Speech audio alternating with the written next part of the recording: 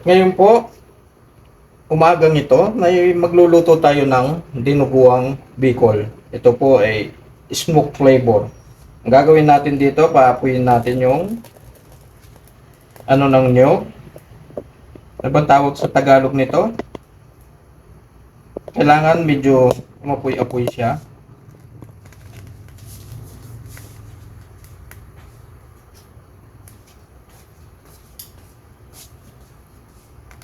Para ilagay natin ito dito sa ginadkad na niyog. Para mag-amoy usok. Ayan, makikita natin medyo sunog-sunog na rin siya. Ayan, medyo maapoy-apoy na rin siya. Siguro pagpapaapoy dito kung sa ganito nyo paapuyin, eh mga 1 to 2 minutes lang. Hindi naman siya katagalan. Pag nakita mong ganito, ito medyo ready na siyang tabunan nung kinadkad na nyo.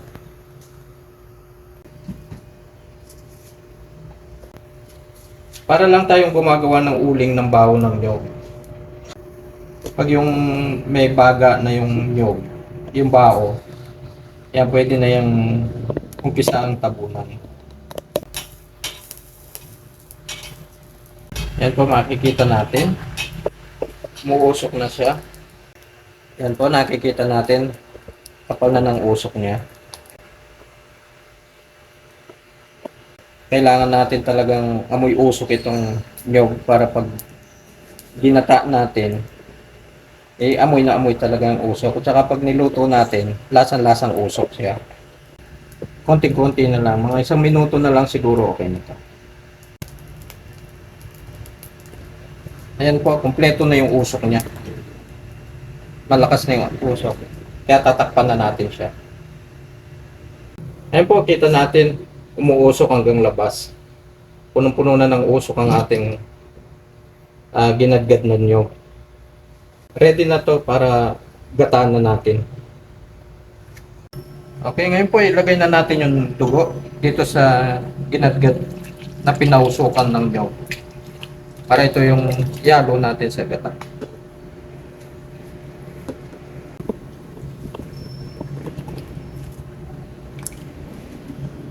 Lamasin lang po ng konti. Para pong normal na naggagawa lang ng gata.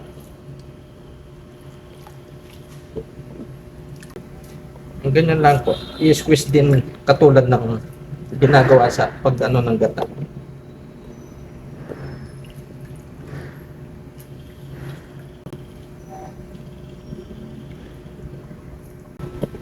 Yan po, ganyan lang. Pagkatapos, pag wala na tayong nakukuhang nyog, atin lang itong sasalain.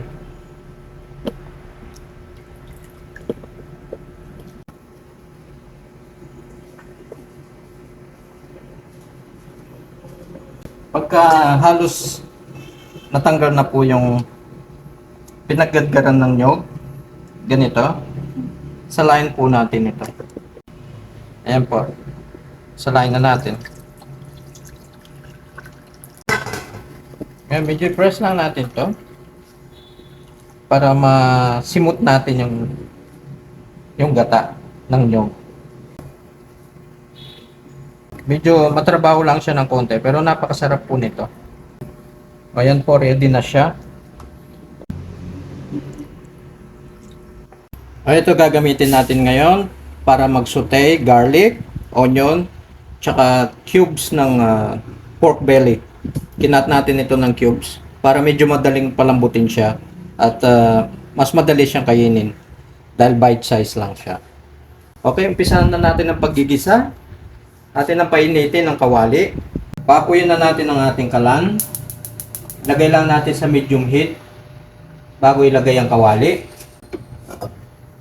At medyo painitin ang kawali para hindi magdikit yung yung ating isusute o igigisa.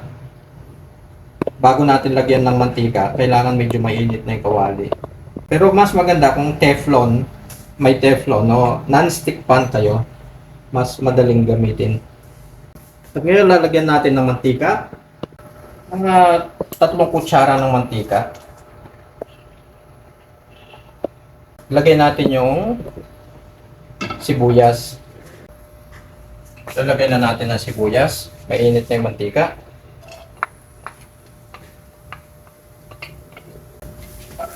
Ayan, medyo halu-haluin lang natin ng konti. Pag medyo lumambot-lambot na yung sibuyas, pwede na natin ilagay yung garlic o yung bawang. Ayan. Medyo nag-iiba na yung kulay ng sibuyas. Pwede na natin isabay dito yung bawang. Ayan mga lodi. Hintayin lang natin medyo mag-brown-brown yung bawang bago natin ilagay yung pork belly natin. Mga lodi, ako pag naggigisa, ang inuuna ko yung sibuyas. Kasi kailangan yung sibuyas medyo lumambot muna bago mo ilagay yung bawang. Kasi yung bawang mas madaling masunog kaysa sa sibuyas. Kasi yung sibuyas, mas marami siyang tubig kaysa sa bawang. Kaya yung bawang, mas madali siyang mag-brown o masunog. Yung sibuyas, mga 3 minutes bago siya mag-brown. Pero yung bawang, nagpa-brown yan mga 1 minute lang. Especially kung ang apoy mo nasa medium.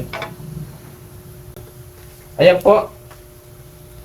Napakaganda na ng kulay ng ating sibuyas at bawang.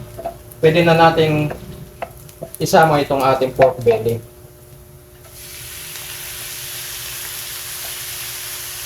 Yan po.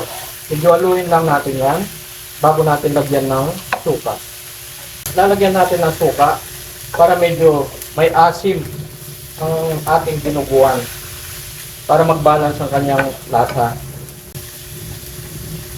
Mga 2 kutsara lang ng suka ilagay natin.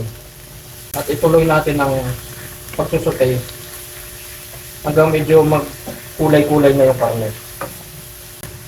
Kung kayo po hindi pa masyadong sanay magluto, pwede po ninyong takalin ang bawat ingredients para makasiguro kayo na tama lang ang inyong mga sukat at hindi siya mapasobra ng asim, hindi mapasobra ng asin. Pero pagka kayo po sanay na magluto na kaparehas po, hindi na ninyo kailangan magtakal-takal, tansya-tansya na lang. Ngayon po, lagyan natin ng kalahating tasa ng tubig para palambutin yung karne. Lagyan na rin natin ng paminta. Papalasa na rin kasi ito habang kumukulo yung suka at tubig sa karne. Nanunuot na yung lasa nito sa ating belly. Yan po ang mga nilagay kong paminta. Nasa kalahating kutsarita lang. Pero crushed pepper po. Ngayon po atin takpan ito para madaling lumambot for 15 to 30 minutes. From time to time po, kailangan natin itong i-check habang pinapalambot natin at haluin natin para yung nasa ibabaw lumambot din siya. Para sabay-sabay pong lumambot ang karne. At makasiguro rin tayo na hindi siya masusunog. Tingnan po natin kung okay na siya. Ayan po. Maganda-ganda ng kulay niya at lumambot-lambot na yung karne. So, medyo reduce lang natin ng konti yung kanyang temperature para hindi mamuo yung ating gata at saka dugo paglagay natin. Tapos continuous cook, mix lang po. Ngayon po, ihalo na natin yung gata at saka yung dugo. Medyo na-reduce na yung temperature ng karne para hindi siya mamuo. Ayan po. Kailangan po haluin natin siya para hindi siya mamuo. Lagi po natin siyang haluin hanggang sa maluto siya para hindi siya mamuo yung dugo tsaka yung gata. Haluin lang po natin ng ganyan. Bago, lagyan po natin ng laurel or bay leaf. Kung ano po tawag ninyo dyan, para matanggal yung, mabawasan yung lansa. Ito po ang bay leaf natin. Ito po yung ilagay. At haluin lang natin. Pagka naluluto po yung dugo, unti-unti po siyang umiitim yan. Medium or low heat lang gamitin natin. Para makasigurado tayong hindi to mamumuo yung dugo. Ito po pag start ng pagkulo nito, mga 15 to 20 minutes ready na ito. Medyo bawasan na natin yung init natin. Ilalagay natin sa low heat ang ating kalan. Ayan, medyo lumalapot na rin yung dugo natin. Yan, unti-unti na nating naamoy kung yung amoy ng suka, ng laurel, at ng ating niluluto. Napakabango na. Ayan, makikita natin unti-unti na siya lumalapot. Pag sinubukan nyo pong lutuin ito, makikita nyo yung pagkakaiba ng normal na pagluluto ng dinuguan na may gata, na hindi smoke yung gata, at saka yung dinuguan na niluluto natin na normal na walang gata. Ito po sadyang napakasarap talaga nito dahil malalasahan nyo yung smoke taste niya. Kung hindi pa ninyo natitikman ito, ay subukan po natin lutuin. Napakadali naman pong lutuin ito. Ngayon po atin pong ilalagay na yung siling haba o siling pansigam para lumabas yung fragrance nitong sili, mapasama yung sa amoy ng ating niluluto. Mas masarap po yung maraming sili. Ako mas gusto ko kasi hangga't maaari, sa ganito kadaming dinuguan, may mga 10 piraso na sili. Kasi yung amoy nito nagbibigay ng additional na pampasarap. Actually po ito, kung hindi kayo kumakain ng maanghang, ito hindi naman siya maanghang. Ito yung pansigang lang. Pero bago nyo ilagay, kung hindi kayo mahilig sa maanghang, tikman nyo muna yung sili. Para sigurado kayong hindi maanghang siya. Ayan po, makikita natin medyo umiitim-itim na siya. At lumalapot-lapot na po yung dugo.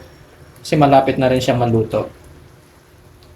Medyo i-reduce lang natin yung sarsa nito ng mga 1/3 siguro.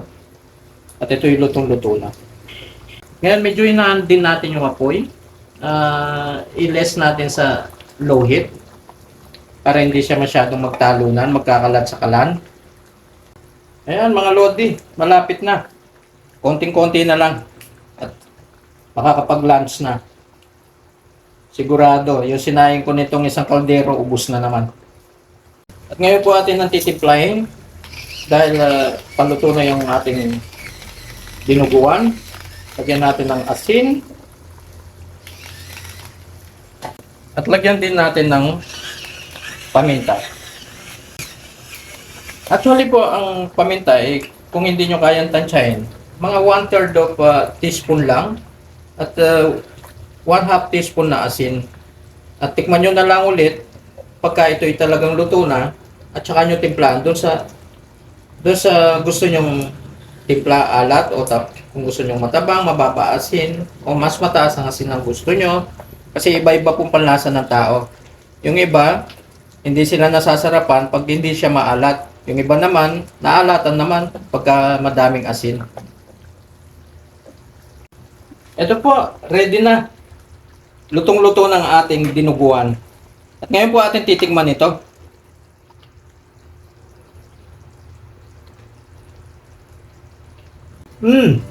Sarap. Lasang-lasa talaga yung puso. Lasang tinapa. Sarap.